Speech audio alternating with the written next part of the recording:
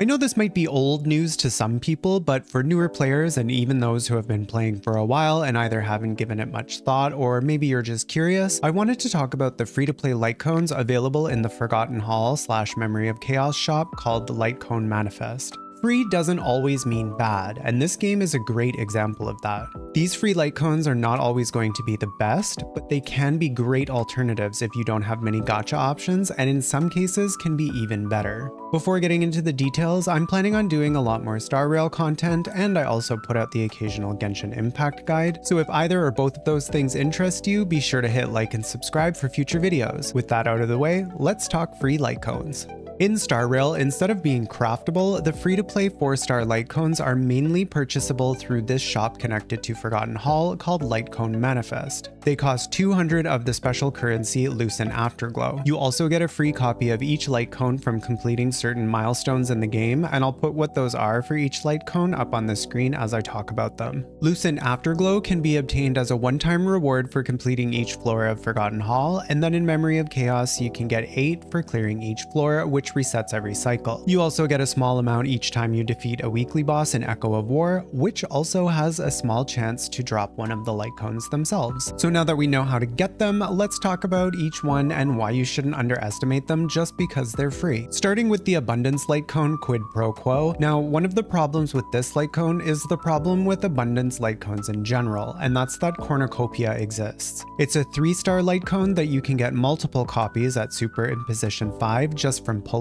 and it gives the wearer a 24% increase to their outgoing healing when they use their skill or burst. It also has the same HP stat as most of the 4-star light cones, so it's always a great choice for your healers. Quid Pro Quo doesn't have any HP or outgoing healing bonuses, but energy regeneration in this game is really hard to come by. And Quid Pro Quo will give 8 to 16 energy to a randomly chosen ally, excluding the wearer, whose energy is lower than 50% at the start of the wearer's turn.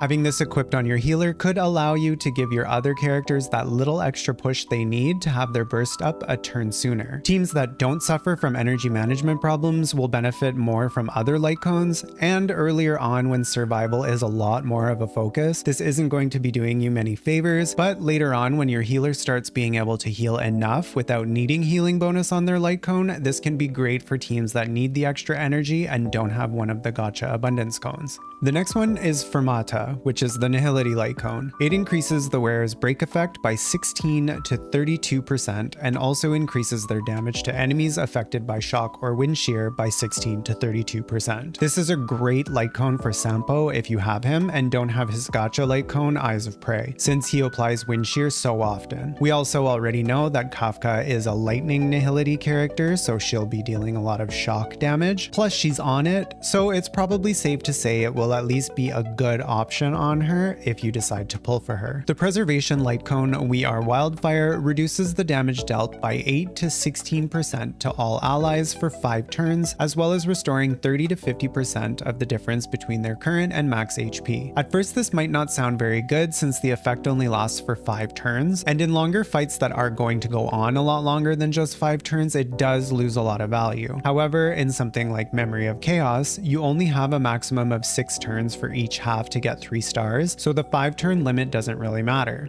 And I know that doesn't pertain to everyone, as not everyone can get 3 stars or even does Memory of Chaos, but it can be a great light cone for one of your preservation units if you don't have alternatives. River Flows in Spring is the Hunt light cone, and after entering battle it increases the wearer's speed by 8 to 12% and increases their damage by 12 to 24%. This effect goes away when the wearer takes damage and will only resume after the end of the wearer's next turn. So it's pretty conditional, and that can turn a lot of people off from it, but that can be mitigated by running a shielder who can prevent your hunt unit from taking any damage, so you are able to work around it. If you don't have Japard, March's shield is really strong, and Fire Trailblazer can provide some shielding as well as taunt the enemy to only attack them. I do think this is one of the better hunt light cones if you can play around its condition, so don't immediately write it off.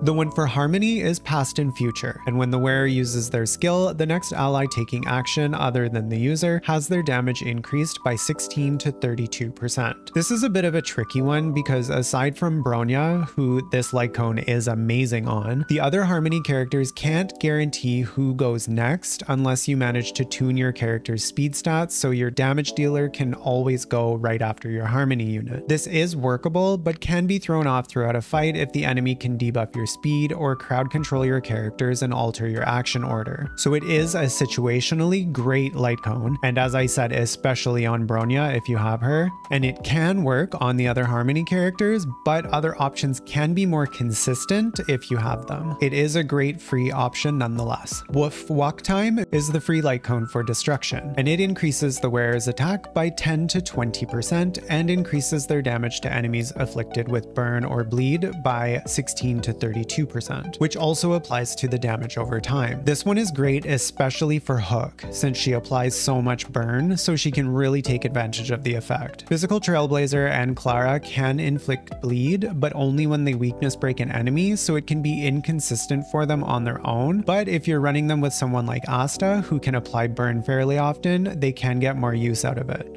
And finally, we have the Erudition cone, the seriousness of breakfast, and I think this is a save the best for last situation. Breakfast gives an unconditional 12 to 24% damage increase to the wearer and increases their attack by 4 to 8%, stacking up to 3 times, which at max stacks is a 12 to 24% attack buff. The thing about Erudition cones is that they're all good in their own way, but they're all very specific or conditional. Of course, with the exception of Before Dawn, but that's a limited 5 stars, so not really an accessible option. Since Breakfast gives an unconditional bonus to all of the wearer's damage, it's good on every Erudition unit. It's also the most consistent and most Erudition characters' best 4-star option in most cases. If you don't know what to buy from the shop and you use an Erudition character, you can't go wrong with getting this one, and it's super impositions. So I know I didn't go into a ton of detail about each light cone and comparisons with some of the other options, but I just wanted to give a brief overview of them and when they can be good and when not so much. That being said, I just love the fact that there are actual good, completely free options for light cones in this game. Farming them up takes time, of course, but the fact that the first copies of them, or in the case of Wildfire, the first 2, are also given as rewards, so everyone will have at least 1 copy of each, is incredible.